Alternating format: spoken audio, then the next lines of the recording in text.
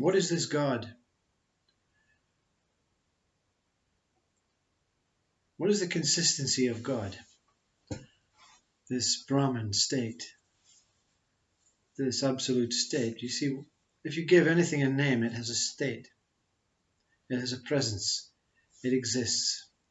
The name exists, you see. So is God a name? Is the name God what God is?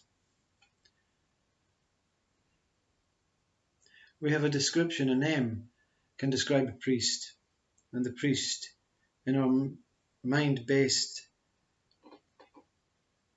perception of what we have seen in images, is we have this picture of a priest, but we haven't got a picture of Brahman or God.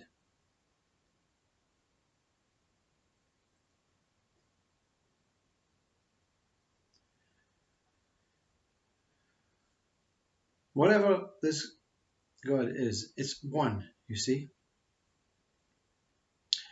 It is actually before our idea, our mind-based idea of one. It is one, but in another dimension one. The mirror is all that exists. This field of unmeasurable, stainless, invisible stillness with infinite possibilities in this mirror, regardless of its shape, its size. You don't really have to think about that. But to give it a name mirror has an idea, you see. But that's good, you see, because what God is a collaboration of super intelligence knowing or coming together. A phenomenal team. And you can call it God, Brahman, absolute source, whatever it is. It's nameless, you see. But this collaboration is a collaboration of something giving birth to itself. Now, a singular, particular one thing giving birth to itself. What can it do, you see? How can it do this without our dualistic man-woman, yin-yang, coming together scenario, if it's only one?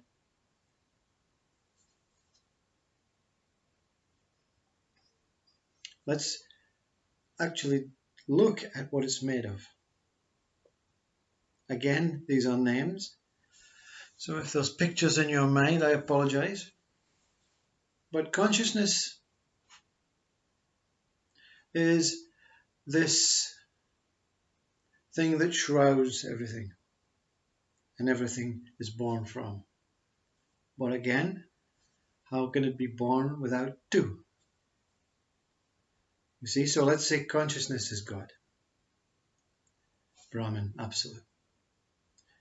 Everything is born from it. Now, is it that they just evolve through a magical potion and pop, pop, worlds, universes, planets, fields of energy, cosmos, stars, humans? They just pop from this field of consciousness. The field of consciousness cannot do anything as a moving, feminine, emotional energy without something stabilizing it. Same as the planet cannot exist. It cannot remain as still as we think it is without an axis, North Pole, South Pole, whatever you want to call it, black holes through the universe, all axis within certain fields of energy, fields of consciousness.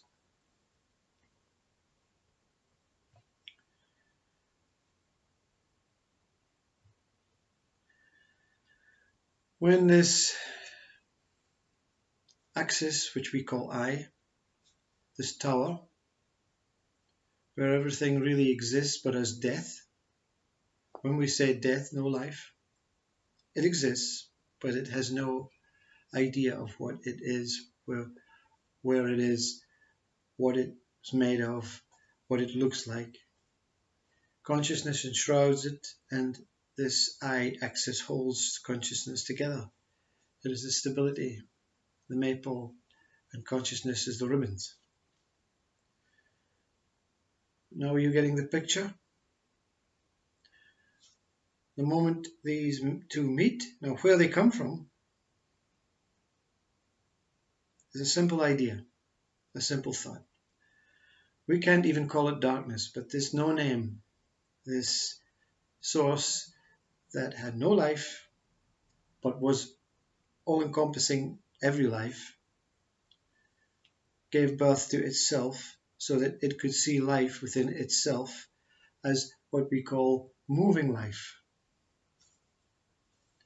So this I, this infinite tower, is this whole infinite, what we would say, not dark, not light, of no substance whatsoever to our mind, but some kind of substance, some kind of essence, some kind of,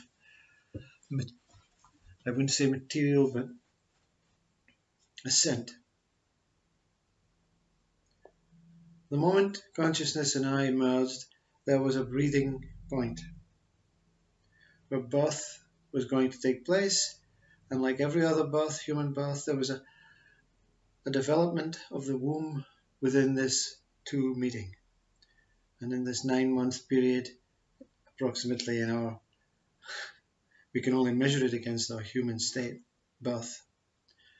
The nature of everything was born, was considered, you see.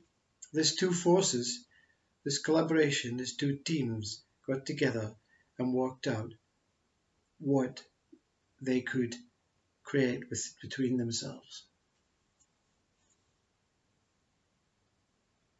Now, where are you? You say, where are you in this? You see, you're now imagining this, you're the witness of this. Like any human being, this I, this stability, spine, consciousness, movement, arms, body, senses, emotions, nature, we have an extremely very sharp and sensitive nature to what is going on with our bodies and around our bodies and within this world. So our nature was born within when we were in our mother's womb. But we have something inside us, a soul. And this soul of consciousness and I, same as every other being, had to have some sort of soul, some sort of knowing, some sort of thing that brings everything together, this spirit that connects the two together, this companionship, this connecting idea that how can we hold this together, you see? Because you have simply a conscious substance, an I tower that are really have no, like a baby being born, have no intelligence whatsoever. So the nature of the universe was born when this meeting took place. So the souls came together, one soul, one Holy Spirit. We can call it Holy Spirit, you can call it soul. Came together and witnessed what was going on in this nature and held everything together. And when the 9 months was over, this is before Big Bang, you see. Big Bang is simply another birth. The Big Bang is simply another birth. The point that comes from the Big Bang, protruding out this universe, is simply one pinhole in this whole thing. That's how colossal this is, you see. That's how many universes have been born. But let me tell you how the universes are born from this. What is born from this encounter, this collaboration? is a reflection of what is born. So everything becomes a mirror. Everything is contained within this consciousness. Everything is contained within this consciousness. The nature, the spirit, the soul, and this stabilizing tower. Stability we call man, consciousness we call moving woman, feminine. You're neither, you see. You don't want to go down and say, well, I'm obviously, I am I, you see, and woman is consciousness, woman is S, I, maple, S, ribbons.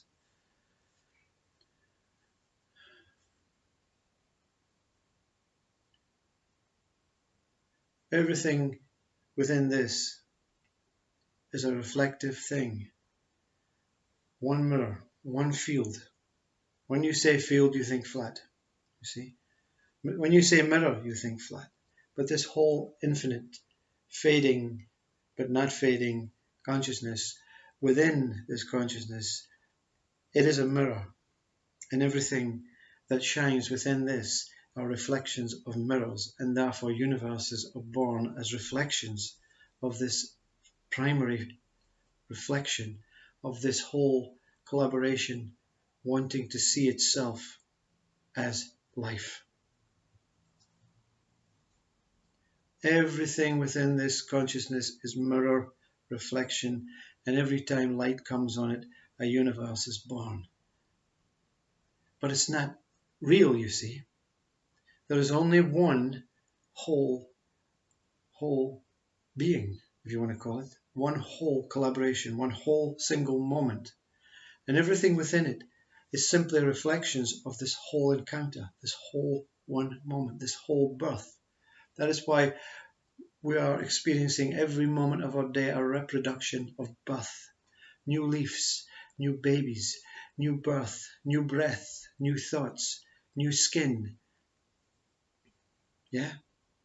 New sun every day, new moon every moment, a new birth. Every moment birth. But what is happening is this light that is contained within this whole consciousness is simply reflecting against this beautiful mirror-like thing. And the reflections are bouncing off the reflections, and therefore that's why things look uniquely different. Uniquely different.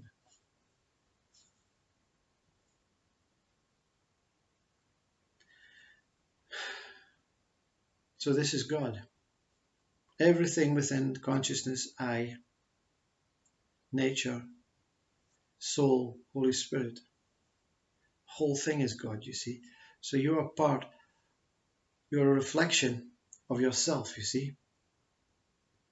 You may be in the midst of all this, thinking that you're separate, but you're simply, the light is shining onto this case, this whole case mirror. That's you, see. That's you. It's your thought. Together, collectively, we are here as the same thought. I want to see myself as life, as moving life. I don't know who I am, but I want to have a reflection of who I am, to see who I am. You understand this? So you're appearing as a body, as a reflection of your original body. Your original body is total consciousness. We are all the same, you see. We are all the same total consciousness. Sometimes we're appearing as this stable, wherever we are in this consciousness, wherever the light is shining on, we feel very stable, we feel very logical, grounded, down to earth. The next minute we're around consciousness, the mirror is shining a different way, and we feel very moving, very sensuous, very tearful, very happy, very kind, very compassionate. And sometimes we feel very angry. That is because the light is shining somewhere else and we really are feeling suffocated. We're feeling drained, that we have been forgotten about, you see. We are here, you see. We are this body down here. We need to see ourselves, you know. That's why when they say, where are you looking from? You appear to be looking from the reflective body, but you're actually looking from the true state of consciousness, whether in the towering eye or whether in this beautiful, empty, still, but moving space. What I call the stateless state is when you are allowing yourself to go from stability to movement and letting everything happen on its own. You become light, you become totally nothing, you become empty. There's nothing you can do to change what you are. You have accepted this. You have accepted that body is a reflection, that you are appearing in the body, or seems to be appearing in the body, but the whole thing is that you're looking from your state. See? This state of meeting, this collaboration, this whole idea of God, or Brahman, or Absolute, or Source, or Consciousness, or I, whatever you want to call it, whatever you want to call it, created life within itself. You see? So you can say, well, how can God create life within itself? You imagine God as a human being, it can't do it, you see. Or as a total collaboration of femininity within this source, of masculine within this source, of nature within this source, of spirit within this source. Everything has came as a reflection of this source. It came from nothing, you see. God came from nothing. Before this idea, this thought, to give birth to itself, to see what it was, you are it, you see. Nothing can escape it. You see? This idea, this point is our beginning. Everything's beginning. We are collectively consciousness. We are collectively God. We are collectively Holy Spirit. We are collectively souls. We are collectively humans. We are appearing as different, singular, to experience so many different things. Because if it's only one being, same, exactly the same, billions of identical beings, what would the joy be, you see? What would the joy be? What would this being look like? What the purpose, you see? Every being is doing different things, and every time, every human is doing different things differently. So that we are self. You can call this whole thing self. It matters not. It's the most miraculous thing that you created, that you're part of, that you are feeling separate from sometimes, that you are emotional sometimes, still sometimes, stable sometimes, unstable sometimes, paranoid sometimes, in love sometimes. The whole moment of everything coming together, and in that womb where everything was really built, we were there. And we're still there now, looking from there, but with no idea what we are until we look at what we are as this. And we see our world as this. This is the whole mirror image. Every planet, every galaxy of the universe together, every star is the whole mirror image within this whole source, this whole godly state. So state comes first. Stateless state comes second. And then billions of states follow. And voila. You say, I am that. I am. And anyone can say, I am that. I am. And that you are saying to yourself is true. I know. I am not just this meager thing, this rotting body.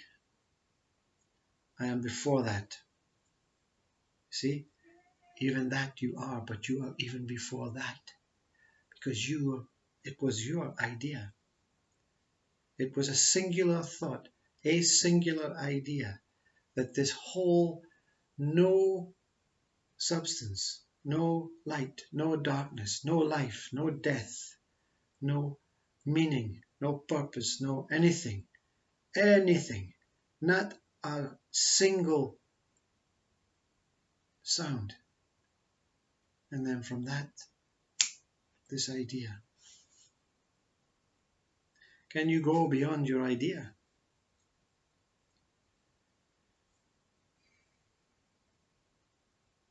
That's the mystery that Papaji speaks about, you see.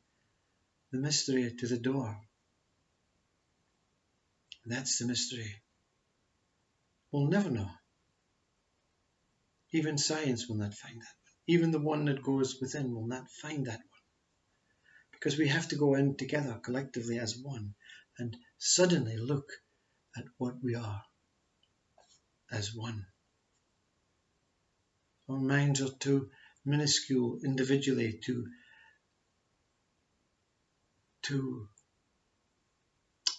be strong enough. We would explode, you see, as one, singular, one.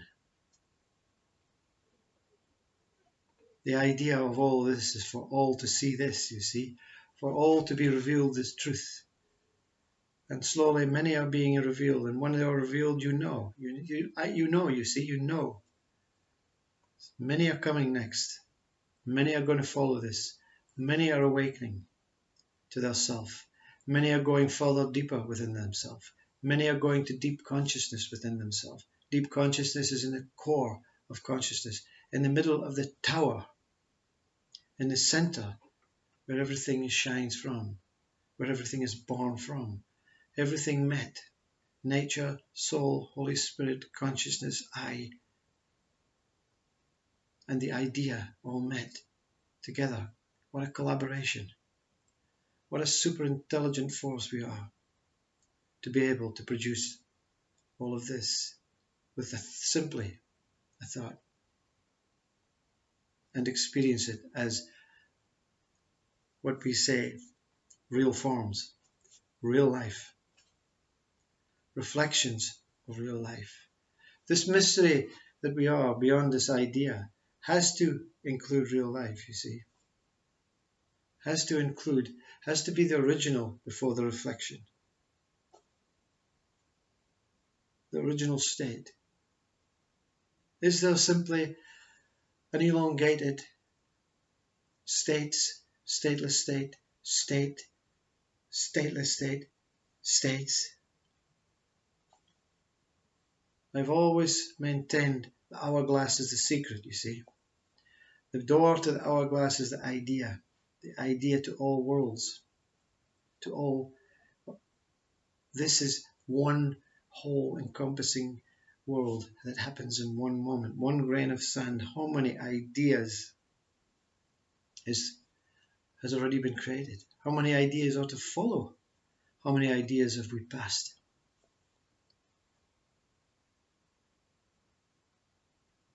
That's a great idea to leave you with. Don't think about it. See? Don't think anymore. Go and find out where the thought comes from, where the idea came from. Go and search the thought, the idea inside you. And you will come right out into the center of this pure consciousness. And you will be seen. You will reveal. Everything will be revealed in this emptiness, this nothingness, this wonderful reflective place where billions of mirrors are simply appearing as if they're a matrix. Namaste.